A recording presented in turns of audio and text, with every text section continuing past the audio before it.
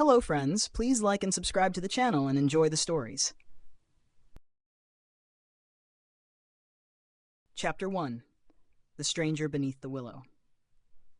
It was one of those afternoons when the world seemed to be holding its breath.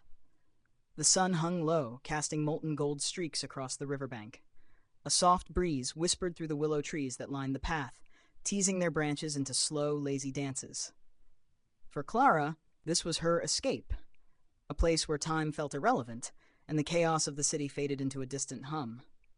She had been coming here for weeks, carrying her sketchbook and pencils, though she rarely drew.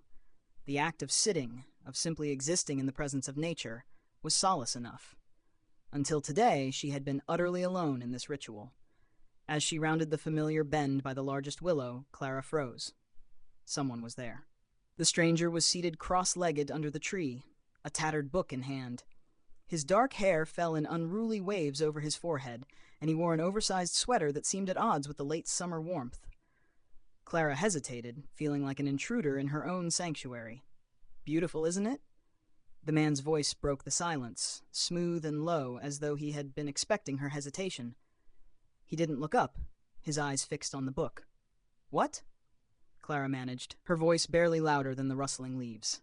"The willow," he said, gesturing lazily toward the cascading branches.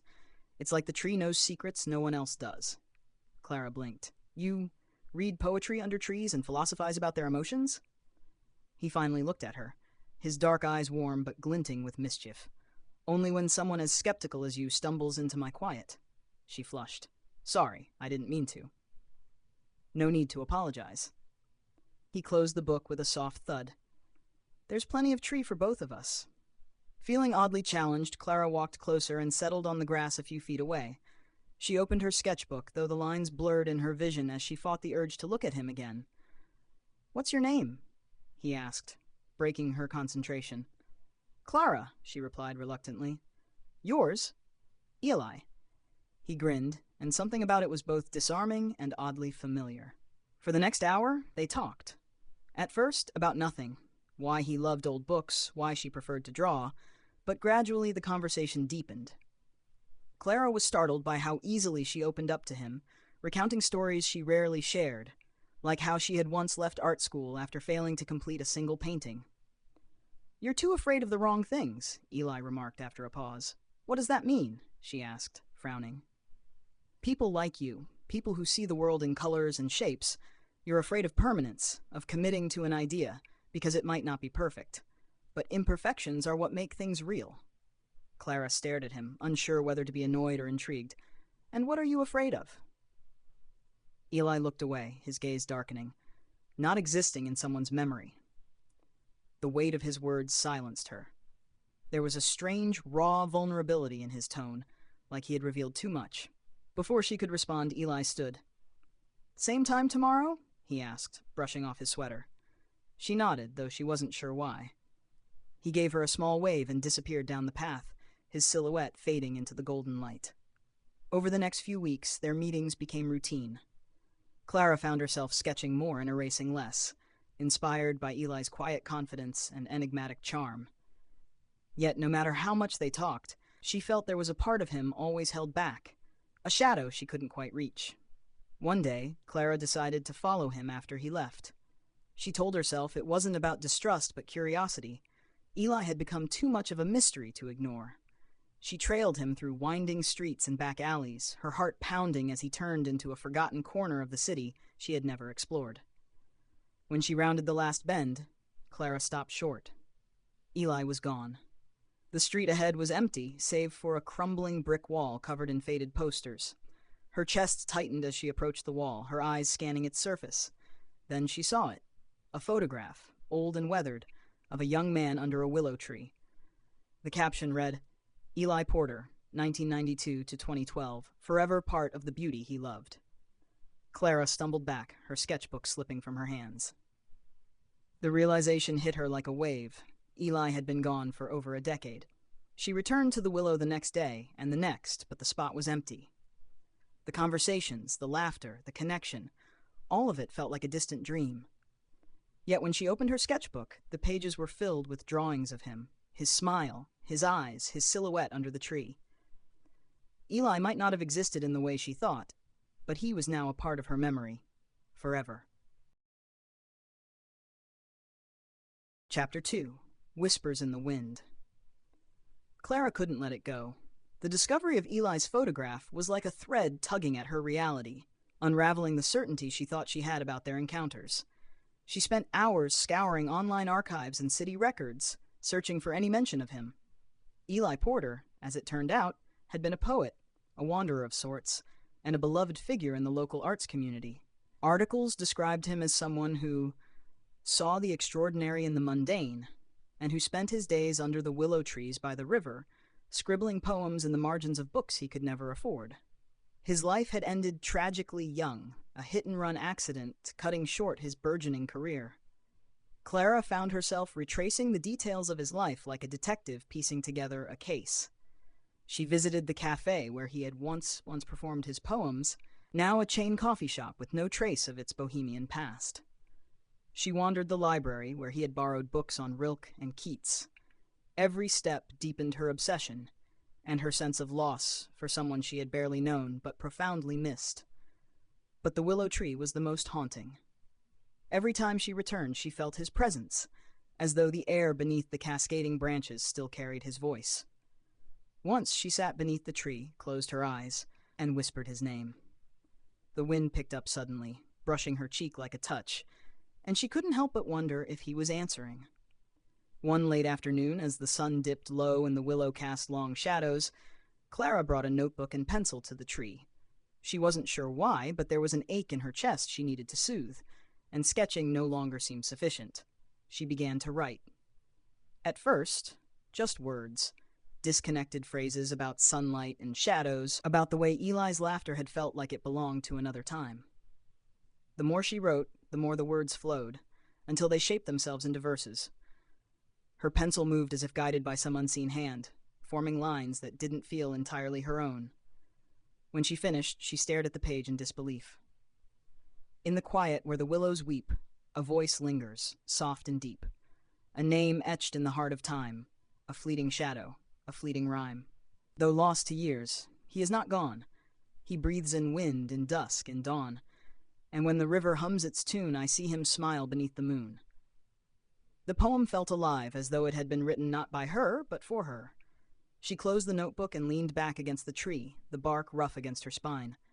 "Eli," she whispered, "are you still here?" The branches swayed above her, though the air was still. A single willow leaf drifted down and landed on the notebook in her lap. It was the last confirmation she needed. Over the next few weeks, Clara found herself writing more than ever before. Poems poured out of her as if they had been locked inside, waiting for Eli to unlock the door. For the first time in years, she began to feel a sense of purpose. Her sketches took on new life too, vivid and raw in a way they never had before. Her friends noticed the change. "You've been glowing lately," her roommate Mia remarked one evening. "What's going on?" Clara hesitated. How could she explain Eli? The way he had appeared, like a whisper from another world, and left her with both an ache and an inspiration that felt eternal. "It's nothing," she said finally, though her chest felt heavy with the weight of her secret. Mia tilted her head, unconvinced. "Well, whatever it is, don't lose it. You're different lately, like you're finally alive." Clara smiled, though the comment stung. Had she been so lifeless before Eli? One night, as she sat at her desk flipping through her notebook, she noticed something she hadn't before. In the margins of her poems, faintly etched like ghostly whispers, were words she hadn't written. "Do you see it now? Keep going. You're almost there." Her breath caught. She ran her fingers over the marks, but the pencil lines felt no different from her own. The next morning, she returned to the willow tree, notebook in hand. As she sat beneath the branches, she whispered, "Eli, what am I supposed to see? What do you want me to do?" The wind picked up, scattering leaves around her in a swirl. When it settled, her notebook lay open to a blank page, but a single phrase was scrawled in the center. "The river holds the truth." That night, unable to shake the message, Clara found herself standing at the riverbank under the cover of darkness. The water shimmered under the moonlight, and the sound of its current was like a low murmur, almost like a voice. She waded in, the chill biting at her skin as the water reached her knees, then her waist. The further she went, the heavier the air seemed, as though the world itself was holding its breath. Then she saw it, a faint glow beneath the surface, near the willow's roots. Heart pounding, she reached down, her fingers brushing something solid. She pulled it free, stumbling back to the shore. It was a leather-bound journal, old and waterlogged, but still intact. Clara opened it carefully, the pages damp but legible. It was Eli's handwriting, poems, sketches, and scattered musings about life, love, and death. On the final page, there was a single sentence written in bold, urgent strokes. "Who will carry the words when I am gone?" Tears blurred Clara's vision as she closed the journal. "I will," she whispered. And from that moment on, she knew her purpose, to keep Eli's memory alive, not just in her heart, but in the hearts of everyone who had ever felt the beauty of a fleeting moment. Little did she know, the more she wrote and shared his words, the more the world seemed to change. Until one day, she began to hear whispers of her own name beneath the willows. Chapter 3. The Keeper of Whispers. Clara's life became a quiet symphony of words and sketches, all dedicated to Eli. His journal, with its fragile pages and intimate verses, became her compass. She spent weeks transcribing his poems, preserving the fading ink before time could erase it completely. But the act of sharing his work was what truly brought it to life. It started with a local open mic night. Clara stood on the small stage, her hands trembling as she read one of Eli's poems aloud. The river bends, the willow sighs, a fleeting glimpse of endless skies. Though mortal hands may fail to hold, the soul endures, untamed, untold.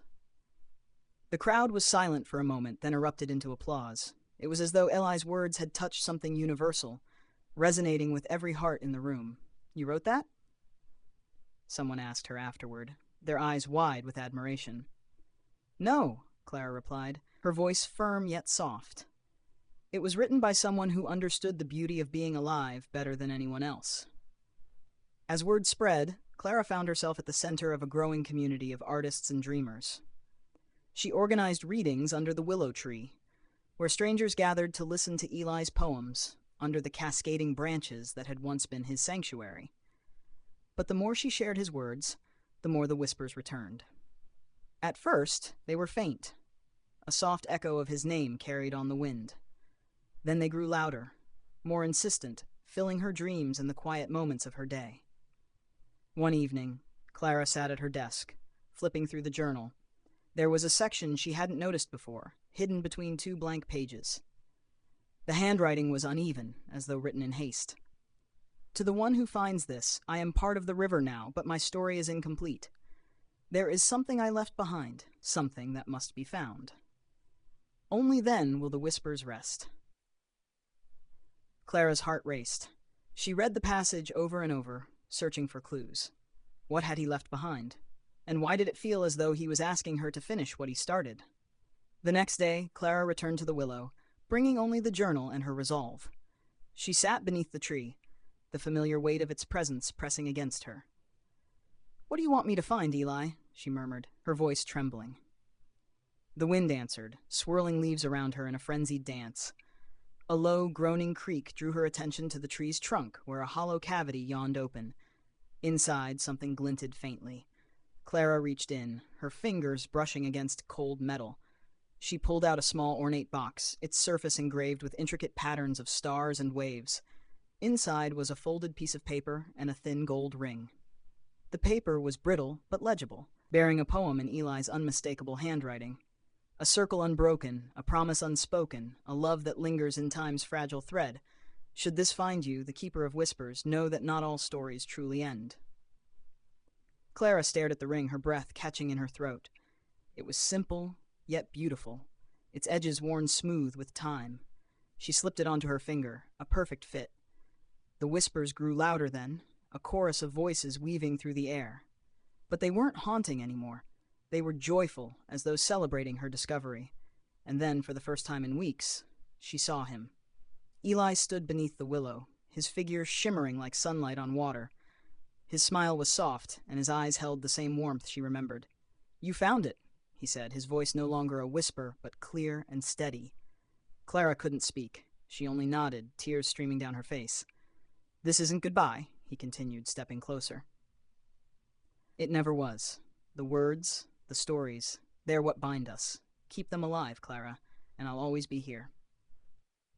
As the sun dipped below the horizon, Eli's figure dissolved into the fading light. The ring on Clara's finger glowed softly, a reminder that some connections transcended time and space. From that day on, Clara became more than just an artist or a poet. She became the keeper of whispers, the storyteller who carried Eli's legacy forward. She published a collection of his poems alongside her own, blending their voices into something timeless. And beneath the willow, where the river hummed its eternal tune, she always felt him near. A fleeting shadow, a fleeting rhyme, and a love that lingered in every word. Chapter 4. The Keeper's Burden. As the months passed, Clara's life transformed in ways she had never imagined. Eli's poems, paired with her own, resonated deeply with readers, and the collection, Whispers Beneath the Willow, became an unexpected success. Critics praised it as hauntingly beautiful and a testament to love that defies time. Clara found herself at the center of a literary movement, her readings drawing crowds that spilled beyond cafes and galleries into the streets. But with the growing attention came an unease she couldn't shake. It began subtly. At her first major book signing event, Clara noticed a man lingering at the edge of the crowd. He didn't approach her table or ask for a signature. Instead, he stood, watching her with an intensity that sent a chill down her spine. After the event, as she walked home through the quiet streets, she heard footsteps behind her. She quickened her pace, glancing back, but saw no one. It wasn't the first time. Over the following weeks, Clara began receiving anonymous letters. They were written on old parchment, the handwriting sharp and erratic. "The whispers are not yours to keep. Do you know the cost of meddling with the return what was never meant to be found?" At first, she dismissed them as the work of an overzealous fan, but the tone grew darker, the letters more frequent. One morning, she found a note pinned to her front door. "You don't understand what you've awakened." Clara couldn't ignore it anymore. She confided in her roommate, Mia, whose eyes widened with concern. "This is more than just a literary obsession," Mia said, pacing the living room. "Have you gone to the police?" Clara shook her head. "And tell them what? That someone's angry I published poems from a dead man's journal? They'd laugh me out of the station." Mia hesitated. "What about Eli? Could this be connected to him?" The question hung in the air, heavy and unspoken until now. That night, Clara returned to the willow tree, her heart pounding. The air was thick with the promise of rain, the sky a swirling canvas of gray and black. She clutched the journal tightly, as though it could shield her from whatever she might face. As she approached the tree, a figure stepped out from the shadows. It was the man from the book signing, his face gaunt and eyes hollow. "You shouldn't have published those words," he said, his voice low and menacing. Clara took a step back, her grip on the journal tightening. "Who are you? What do you want?" The man sneered. "I'm someone who understands the cost of what you've done. Those whispers, they were never meant to reach the living." "What do you mean?" Clara demanded, her fear giving way to anger. "The ring," he said, pointing to her hand. "The poems. They're not just words. They're a tether, and every time you speak them, you pull him closer to our world. Do you think the dead belong here?" Clara's breath caught. Eli wanted his words to live on. He asked me to keep them alive. The man's expression darkened. "Then you don't know the full story. That journal, it was meant to stay buried. The whispers are not his alone. They're the echoes of something far older, something that feeds on memory and longing. And you've unleashed it." Before Clara could respond, the man turned and disappeared into the shadows, leaving her shaken and unsure. Over the next few days, the whispers grew louder. They followed her everywhere, in the rustling leaves, the creaking of old buildings, even in her own breath. At times they sounded like Eli, soft and reassuring. At others they were darker, a cacophony of voices that seemed to plead and accuse in equal measure. Desperate for answers, Clara dove into research about the willow tree and the river. She discovered a local legend, centuries old, about the whispering willows, trees said to guard the boundary between the living and the dead. According to the legend, Those who disturbed the balance would hear the voices of the lost, growing louder until they were consumed by them. Clara's hands trembled as she read the final line of an old folktale. The only way to silence the whispers is to return what was taken. That evening she went back to the tree, the ring and the journal in her bag. The air was heavy with the weight of impending rain, and the river murmured in a language she couldn't understand. Standing beneath the willow, Clara whispered, "Eli, if you're here, please. I need to know what to do." The branches swayed, though there was no wind. The whispers grew louder, forming a single, coherent voice. "Let me go, Clara." Her chest tightened. "But your words, your memory, they've brought so much light. How can I just let you fade away?" The voice softened, filled with both warmth and sorrow. "The words are yours now. You don't need me to carry them. But the ring, the journal, they bind me, and they're calling something else." Clara hesitated, tears streaming down her face. She held the ring in her palm, its gold glinting faintly in the dim light. "Will I ever feel you here again?" "You'll feel me in every word, every poem, every moment of beauty. But I can't stay, Clara. Not like this." With trembling hands, she placed the ring and the journal into the hollow of the tree. The whispers rose to a deafening crescendo, then stopped abruptly as the tree seemed to sigh, its branches falling still. The air grew lighter, and for the first time in weeks, Clara felt a profound silence, not empty, but peaceful. In the days that followed, the whispers faded completely. Clara continued to write, her work infused with a depth she hadn't known before.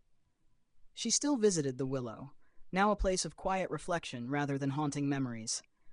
And though Eli's presence no longer lingered in the air, she felt him in the spaces between her words, a gentle reminder that some loves transcend even the boundaries of life and death.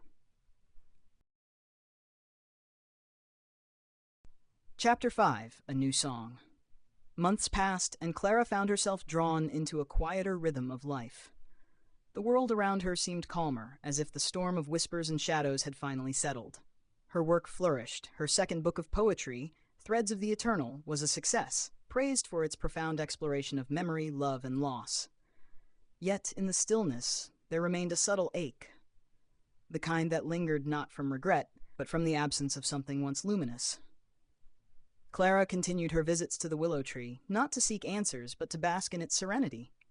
She would sit beneath its branches, her notebook open on her lap, sketching the world around her, or jotting down fragments of inspiration.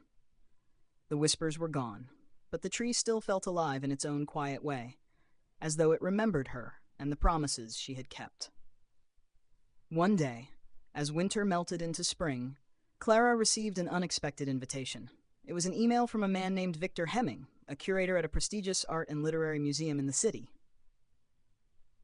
"Dear Ms. Bennett, I've been captivated by your recent works and their ties to the enigmatic story of Eli Porter. The connection between your poems and his life has inspired an idea, a special exhibit dedicated to the intersection of art, memory, and legacy. Would you be open to collaborating on this project? We'd love to feature your writings, Eli's recovered journal, and even your sketches of the willow tree. Let me know your thoughts. I believe this could be something truly remarkable." Clara stared at the screen, her emotions tangled. The idea of sharing the journal, Eli's most intimate thoughts, on such a grand stage felt both thrilling and invasive. But the thought of honoring his legacy in such a meaningful way was impossible to ignore. After days of contemplation, she wrote back, "Dear Mr. Hemming, thank you for reaching out and for your kind words. I would be honored to collaborate on this project, provided we handle Eli's story with the care and respect it deserves. I look forward to discussing this further. Best regards." The collaboration began in earnest. Clara worked closely with the museum's team, sharing the story of the willow tree, the journal, and the whispers that had changed her life. They created an immersive exhibit that brought Eli's poems to life through audio recordings, visual art, and interactive displays. Clara contributed not only her writings, but also her sketches, which were projected onto the walls alongside verses from Eli's journal. At the center of the exhibit stood a replica of the willow tree, its branches swaying gently in an artificial breeze. Beneath it, encased in glass, was Eli's journal, open to the poem Clara had first read aloud. Though mortal hands may fail to hold, the soul endures, untamed, untold. The exhibit opened to widespread acclaim.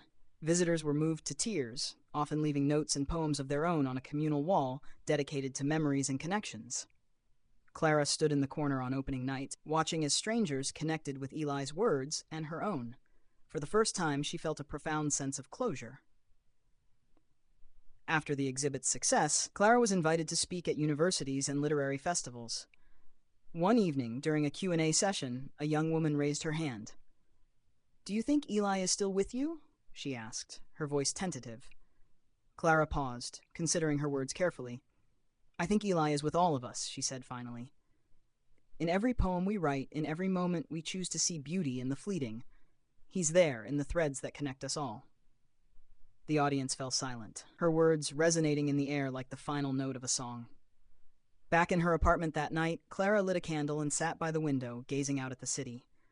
Her notebook lay open on the desk, its pages filled with half-formed verses. She picked up her pen and wrote, "Beneath the willow's endless sigh, I learned to live, to laugh, to cry. For every whisper, every song is proof that love endures so long."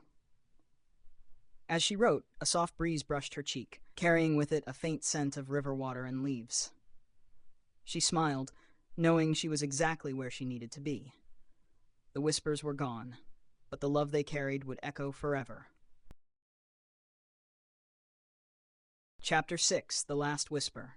Years passed, and Clara's life became a testament to the power of memory and words. Her works continued to inspire, weaving threads of love and loss into stories that resonated with readers across the world.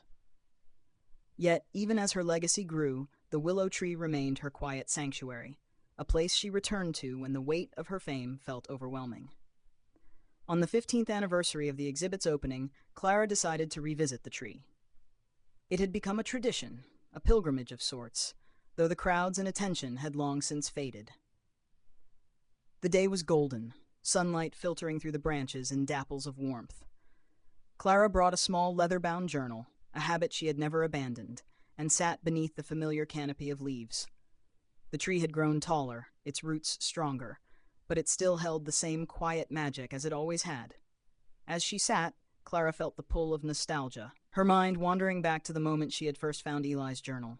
The whispers, the discovery, the journey, it all felt both distant and vivid, like a dream she had lived too deeply. For hours, she wrote, losing herself in the rhythm of the pen against paper.